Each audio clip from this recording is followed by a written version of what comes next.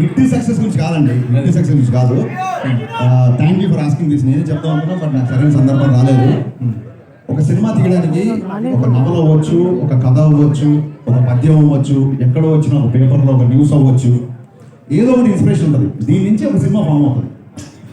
మీకు తెలిస్తే సీతారామయ్య గారు మనరాలు చంద్రబాబు పిల్లలు ఆ రోజుల్లో వచ్చిన ఒక కథ, ఒక చిన్న కథ నుంచి 3 గంటల సినిమా చేశారు క్రాంతి కుమార్ గారు.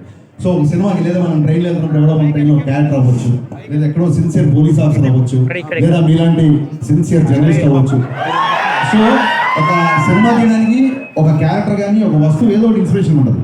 నా ఉద్దేశం ఏంటంటే ఒక సినిమా తీయడానికి ఇంకో సినిమాని ఎందుకు ఇన్స్పిరేషన్ అవ్వకూడదని.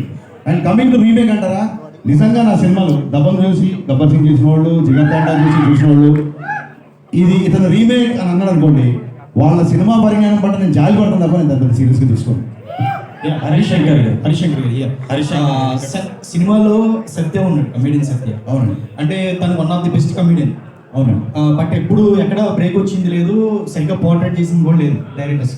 సో మీరు మీ సినిమాలో కరెక్ట్గా పోర్ట్రేట్ చేసే అవకాశం, ఎలాంటి స్కోప్ ఎక్కువ ఉంది సార్? ఆయనకి బ్రేక్ వచ్చిన సంగతి తెలియదు. బ్రేక్ నాకు వచ్చింది అంటే అతనికి వచ్చిందని నమ్ముతున్నాను. అతను డేట్ల కోసం నేను చాలా ఇబ్బంది పడాల్సి వచ్చింది. సో డెఫినెట్గా ఆయన పెద్ద బ్రేక్ వచ్చినట్టే ఆల్రెడీ చాలా బిజీగా ఉన్నాడు. ఈ సినిమాలో ఫస్ట్ హాఫ్లో Satya is one of the highlights అని చాలా కాన్ఫిడెంట్గా చెప్పగలను. చాలా చాలా మంచి క్యారెక్టర్ చేసాడు. I'm huge fan of Satya. Harish Shankar garu ఇక్కడ నన్ను సురేష్ గారు అని అంటారు. నాకు తెలుసు. 2 ప్రశ్నలు. మీరు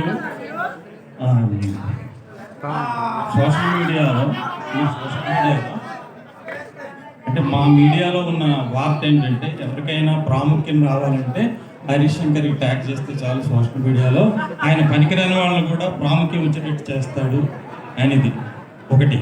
2వ ప్రశ్న, వేదికల మీద చాలా ధైర్యంగా మాట్లాడే హరీష్ శంకర్ నెగిటివ్ ఏదో రాసేస్తాడని ఒక పుకార్లు రాసే వెబ్సైట్ వ్యక్తికి ఇంటర్వ్యూ నేను ముందుగా ఇస్తాను అని చెప్పి భయపడి ఇచ్చారు ఆ మీడియా వ్యక్తికి అని.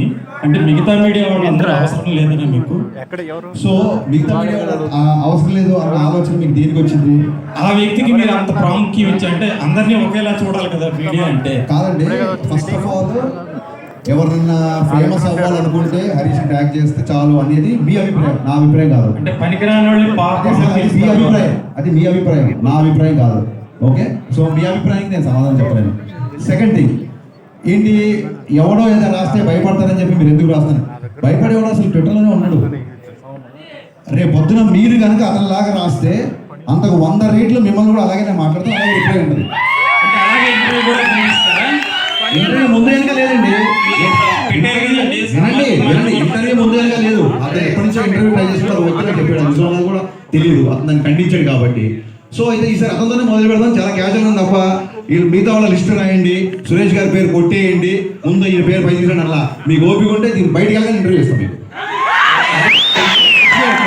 హరీష్ గారు ఇక్కడ హరీష్ అన్న, hi, I'm Phani Kumar sir. యాక్చువల్గా మొన్న ట్విట్టర్లో ఒక ట్వీట్, మీరు మోడర్న్ రాఘవేంద్రరావు అని చెప్పి సిద్ధార్థ సాంగ్ రిలీజ్ అయిన గ్లామర్ సాంగ్స్ ఇన్స్పిరేషన్ అయినా ఎక్కువ మోడర్న్ రాఘవేంద్రరావు గారు అని మిమ్మల్ని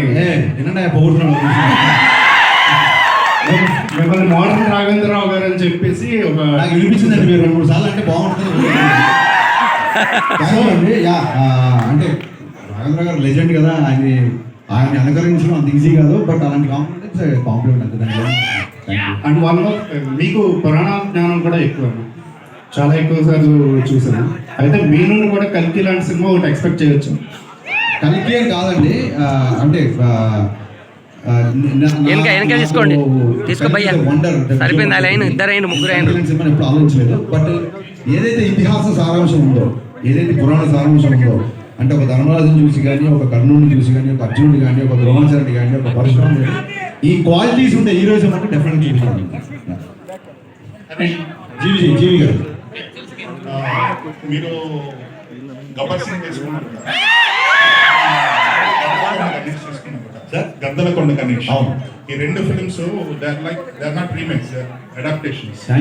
మూల కథ తీసుకొని కంప్లీట్లీ చేంజ్. నేను ఈ ఫిల్మ్ ఒరిజినల్ రైట్ కూడా థియేటర్లో చూసాను. ఇట్ ఈస్ లైక్ ఫస్ట్ నుంచి లాస్ట్ వరకు it's serious content driven action film.